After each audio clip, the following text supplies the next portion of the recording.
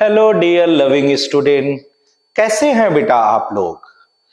तो उसी श्रृंखला में जांचें परखें और अपनी तैयारी, जांचें परखें अपनी तैयारी, इसी श्रृंखला को आगे बढ़ाते हुए आज हम लोग पहुंच चुके हैं टेस्ट नंबर 214 पे।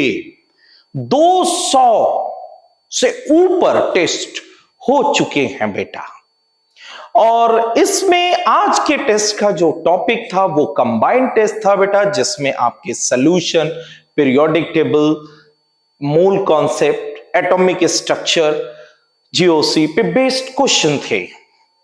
तो बेटा तैयारी आप लोगों की बहुत अच्छी चलनी चाहिए। इस समय ये पूछने का समय नहीं है कि तैयारी कैसी चल रही है।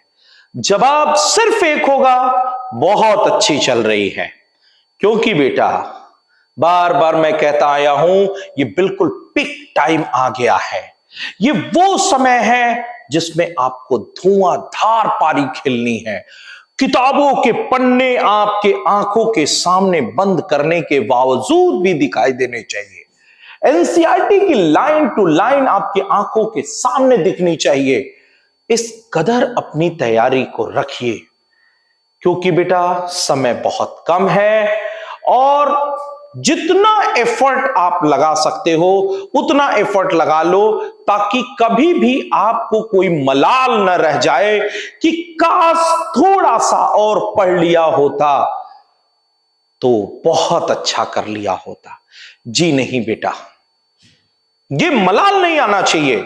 तो चलिए बेटा इसी श्रृंखला में आते हैं हम लोग और आगे बढ़ते हैं और आज का डिस्कशन शुरू करते हैं।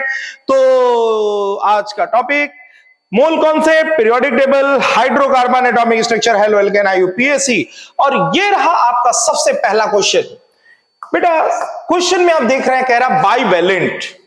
Bivalent means M+2 has atomic mass of 64U, the molecular mass of metal nitrate। M plus का नाइट्रेट के साथ आप फॉर्मूला बनाइए तो ये बन जाएगा MnO3 ट्वाइस। ये होगा बेटा इसका फॉर्मूला। फॉर्मूला क्या होगा? MnO3 twice. ये इसका फॉर्मूला बन गया। M का आपको दिया हुआ है 64 और नाइट्रोजन का 14 और 16 इंटू 3 का हो गया ट्वाइस, और जोड़ के निकालेंगे तो आ जाएगा 188। तो क्वेश्चन नंबर 51 का आंसर आ चुका है बेटा। क्वेश्चन नंबर 51 का आंसर है डी। तो जिन लोगों ने लगाया था डी, उनका आंसर बिल्कुल सही है। चलिए बेटा आगे बढ़ते हैं। टेन टेन क्वेश्चन नंबर 52 कह रहा है इंपेरिकल फॉर्मूला बताइए। बेटा मेटल का परसेंटेज जो है 68% है, ऑक्सीजन का परसेंटेज जो है 32% है। परसेंटेज का मतलब आप जानते हैं 100 ग्राम में ये 60 ग्राम है, 100 ग्राम में 32 ग्राम है। सबसे पहले हम लोग निकालते हैं मोल रेशियो या मोल परसेंट निकालते हैं। तो weight upon atomic weight 34 and 32/16, तो ये हो गया 2, ये हो गया 2, यानी M2O2 molecular formula. Empirical formula इसका हो गया MO। M2O2 empirical formula is MO। बिल्कुल सिंपल सा कैलकुलेशन था। 100 ग्राम में 68 ग्राम है, 32 ग्राम है, इसके एटॉमिक वेट से डिवाइड किया, एटॉमिक वेट से डिवाइड किया 2 M2O2। चलिए बेटा अगले क्वेश्चन में आते हैं 53 क्वेश्चन। देखिए बेटा कह रहा है जैसे एक्सपेरिमेंट है जिसमें M2OX मतलब मेटल ऑक्साइड है, जो कितना ग्राम है? 4 ग्राम है, ठीक है। और रिड्यूस होकर के इसमें जो मेटल मिला है वो 2.8 मिला है। चलो भैया अगर 2.8 ग्राम मेटल है तो ऑक्सीजन कितना होगा? ऑक्सीजन 1.2 ग्राम होगा। मेटल अगर इतना है, भाई मेटल ऑक्साइड 4 है, मेटल 2.8 है, ऑक्सीजन कितना हो जाएगा? 1.2। अरे 4 में से मेटल ऑक्साइड में से मेटल घटा देंगे ना बेटा, तो ऑक्सीजन बचेगा। अब यहां पर देखिए जो इक्विवेलेंट वेट का आपका फॉर्मूला है, equivalent weight is equal to the weight of metal upon weight of oxygen into 8। ये है बेटा 2.8 और ये है 1.2 इंटू 8, सॉल्व करेंगे 18.67। This is the equivalent weight. और यहां पर वैलेंसी निकालना होगा तो हम कहेंगे बेटा atomic weight upon equivalent weight. This is 56 upon 18.67, approximate आ जाएगा 3, यानी कि आंसर सी इज क्या है, करेक्ट। सिंपल क्वेश्चन था बेटा। मेटल ऑक्साइड है 4 ग्राम, मेटल जो है हमारा 2.8 ग्राम, तो ऑक्सीजन कितना हुआ 1.2। सिंपल फॉर्मूला होता है equivalent weight is equal to weight of metal upon weight upon oxygen into 8। हमने इक्विवेलेंट वेट निकाला, एटॉमिक वेट इक्विवेलेंट वेट करके वैलेंसी निकाल दिया, आ गई आपकी 3। चलिए क्वेश्चन नंबर 54 क्वेश्चन में आपको दिया हुआ बेटा what will be the number of molecules, volume and molarity is given. You know molarity is equal to number of moles by volume, then number of moles equal to molarity into volume. Molarity आपको दिया है 0.02 and volume दिया है 100 upon 1000, यानी कि 0.02 into 0.1, यानी कि यहां से बेटा आप सॉल्व कर लेंगे तो 2 इंटू 10⁻³ क्या मिल गया है, नंबर ऑफ मोल्स। और मॉलिक्यूल निकालने का फॉर्मूला आप जानते हैं, मॉलिक्यूल्स बराबर होता है मोल इंटू एवोगैड्रो नंबर। यहां पर मोल रखिए, एवोगैड्रो नंबर 6.023 10⁻23 और सॉल्व कर लेंगे तो बेटा 54 का आंसर आ जाएगा ए। चलिए बहुत अच्छा बेटा। 54 के बाद 55 में हमसे कह रहा है number of atom present in 1 mole और element is equal to Avogadro number which of the following element contain the greatest number of atom. मुझे बताना है नंबर ऑफ एटम। देखिए ये भी एटम है, ये भी एटम है, ये भी एटम है, ये भी एटम है, ठीक है। तो बेटा जिसके और सबका वेट दिया हुआ है, वेट से हम लोग निकालेंगे मोल, जिसके मोल ज्यादा होंगे उसके number of moles, number of atoms ज्यादा होंगे। 4/4, 46/23, 0.40/40, ठीक है ना, 12/4। तो यहां से देखिए तो इसका 3 आएगा, इसका 2 आएगा, इसका 1 आएगा, यानी इसके नंबर ऑफ मोल्स क्या है, ज्यादा। मोल्स ज्यादा है तो नंबर ऑफ एटम्स भी क्या होंगे, ज्यादा, ठीक है ना। तो 54 का आंसर आ जाएगा बेटा आपका, सॉरी 55 का आंसर हो जाएगा D answer is correct.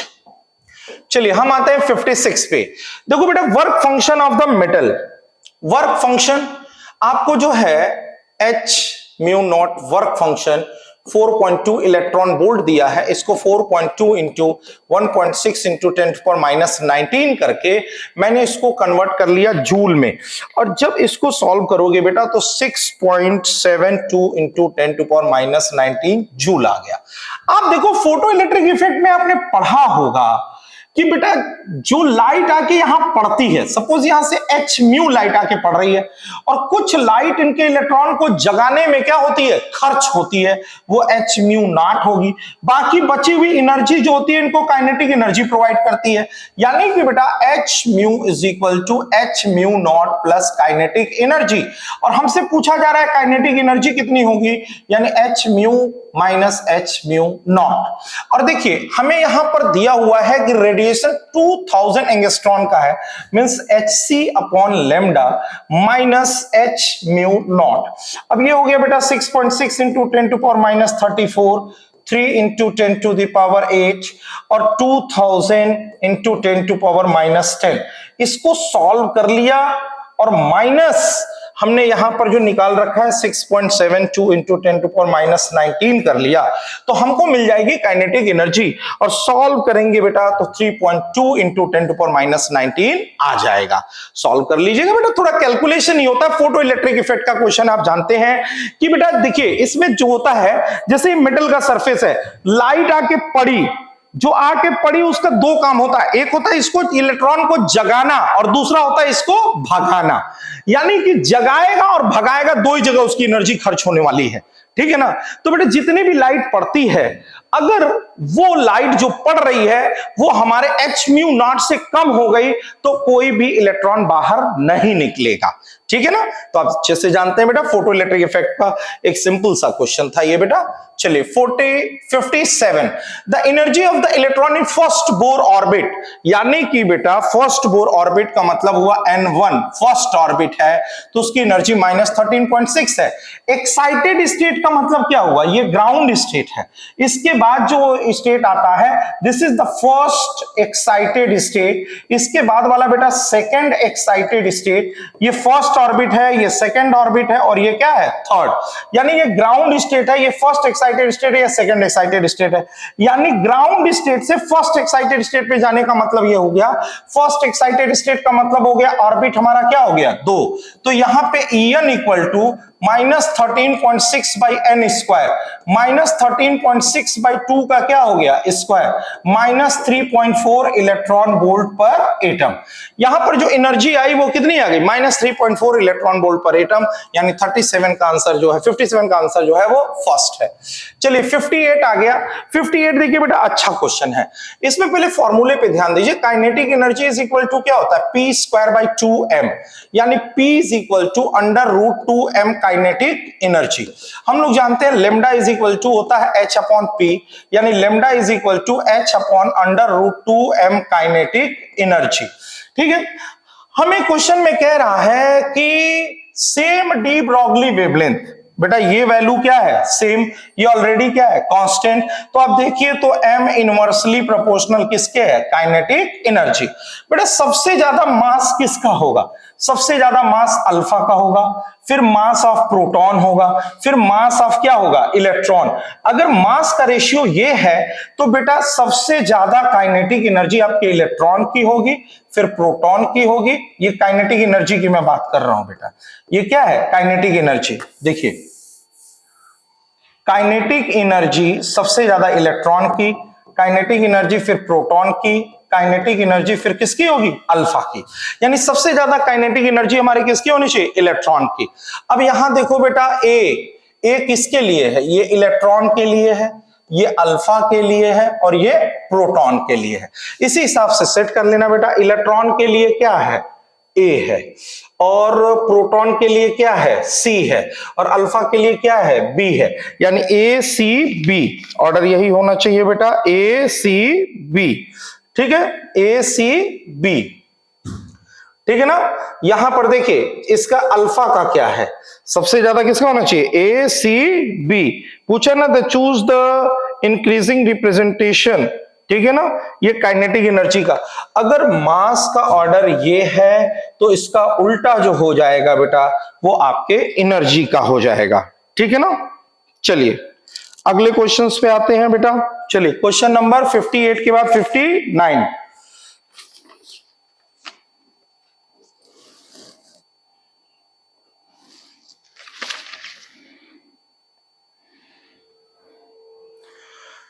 Alpha का मास ज्यादा है तो उसकी काइनेटिक एनर्जी जो होगी वो क्या होगी कम होगी, m इनवर्सली प्रोपोर्शनल टू, एक मिनट बेटा,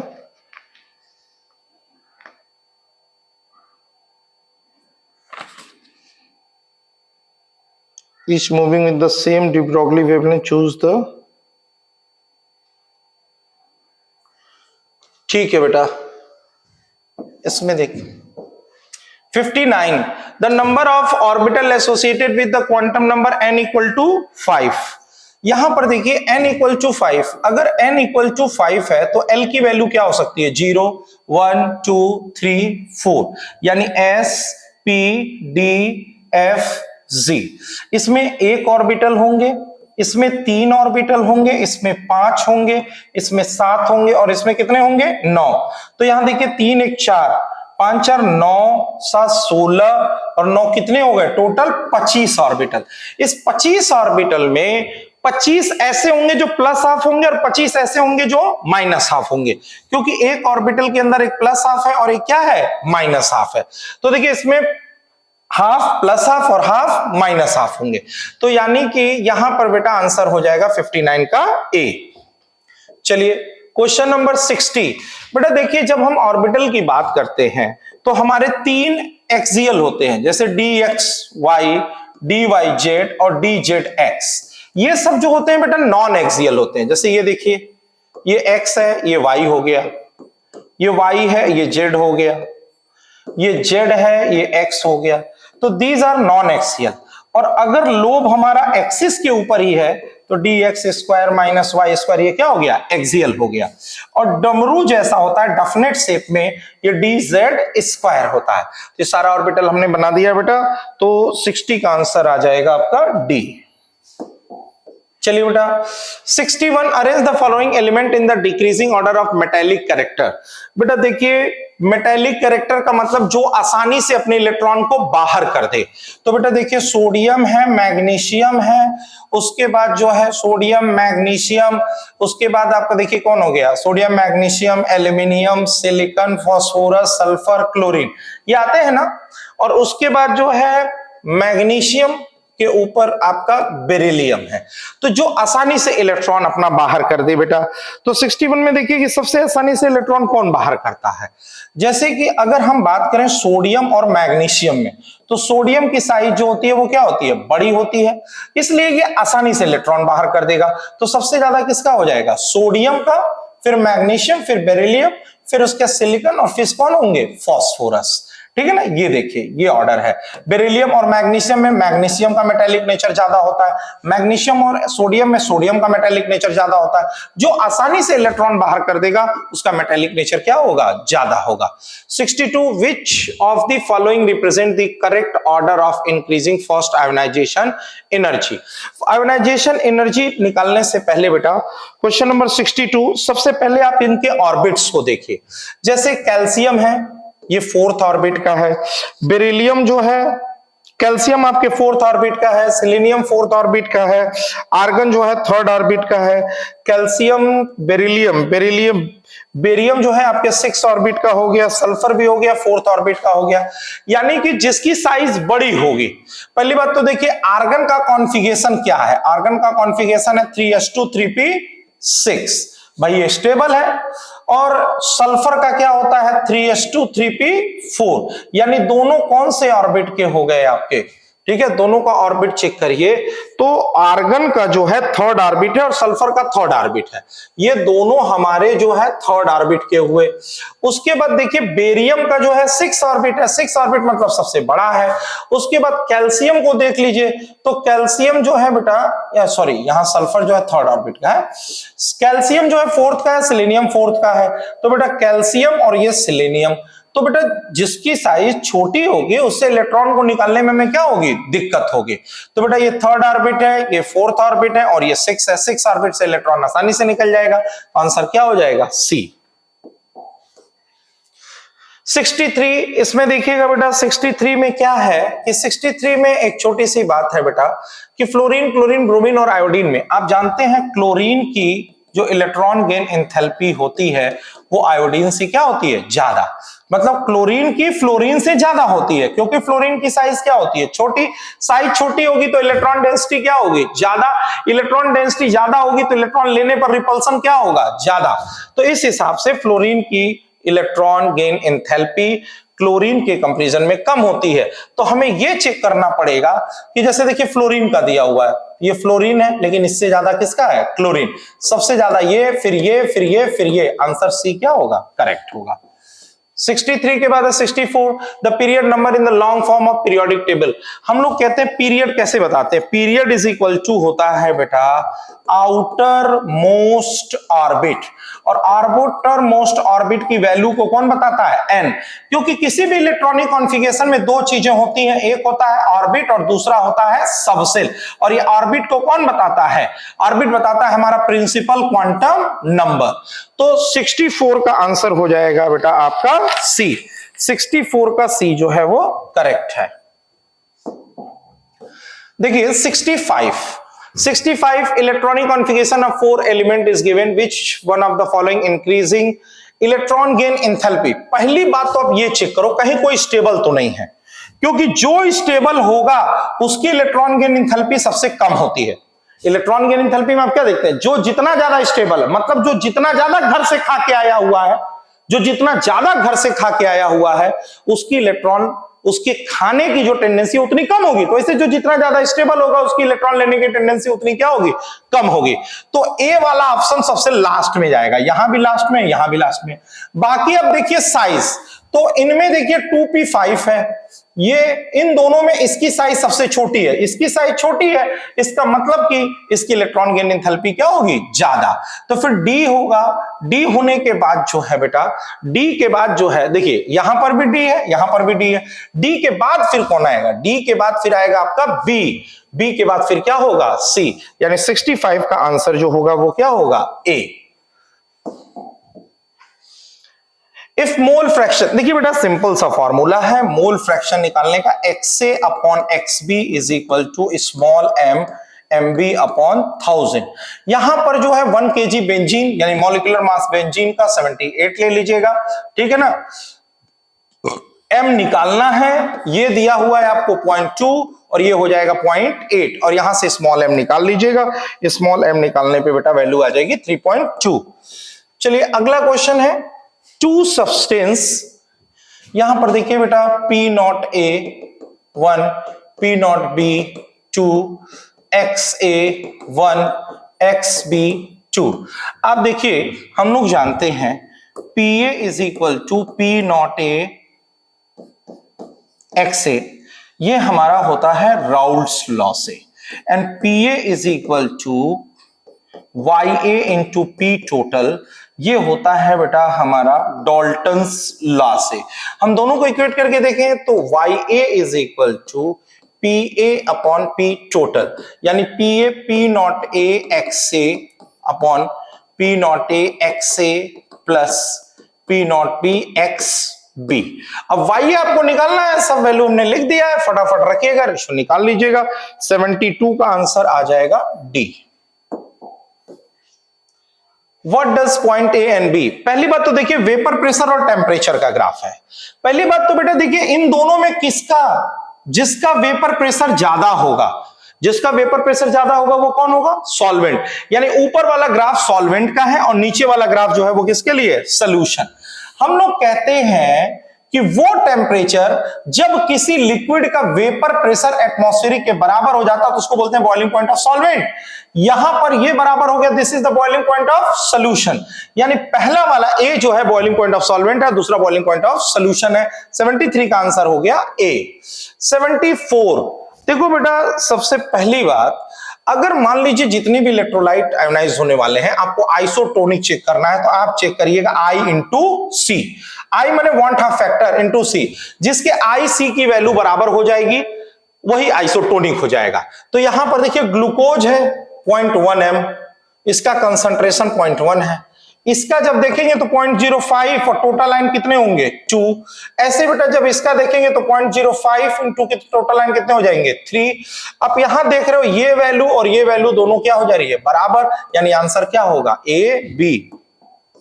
75 डिग्री ऑफ डिसोसिएशन, देखो बेटा सबसे पहली बात, अगर ए एक्स बी वाई टूटता है तो एक्स ए वाई बी बनाता है, टोटल आयन होंगे X plus Y, this is the total number of ions. Alpha is equal to होता है I minus 1 by N minus 1, ठीक है। और यहां पर अल्फा आई माइनस 1 और x प्लस वाई माइनस क्या हो गया 1। हमसे पूछा क्या जा रहा है, तो alpha x plus Y minus 1, पहले ही आंसर आपको मिल गया, ठीक है ना, ए इज करेक्ट। चलिए 76 में देखिए जहां पे डाइमर बनता है, डाइमराइजेशन का जहां केस होता है, alpha equal to 1 minus I 1 by 1 minus N. यहां पे हम लोग कह रहे हैं कि अगर डिग्री ऑफ एसोसिएशन जो है वो x है, चलो इसको x मान लिया, डाइमर बनाने की बात कर रहा है तो डाइमर का मतलब ये वैल्यू 2 हो गई, मतलब 1 minus I by 1 minus 1 by 2, 1 minus I is equal to 1 by 2, that is equal to how much x, then 1 minus I is equal to 1 by 2 x। अब इसको उठा करके इधर कर लीजिए तो 1 by 2 x is equal to क्या हो जाएगा i, 1 माइनस एक्स बाई 2, यानी 76 का आंसर क्या आ जाएगा सी, ठीक है। चलिए तो ये था बेटा आज के टेस्ट का डिस्कशन। ठीक है, आज के टेस्ट का बेटा ये डिस्कशन था और हम लोगों ने देखा बेटा अच्छे क्वेश्चंस थे जिसको हम लोगों ने डिस्कस किया बेटा।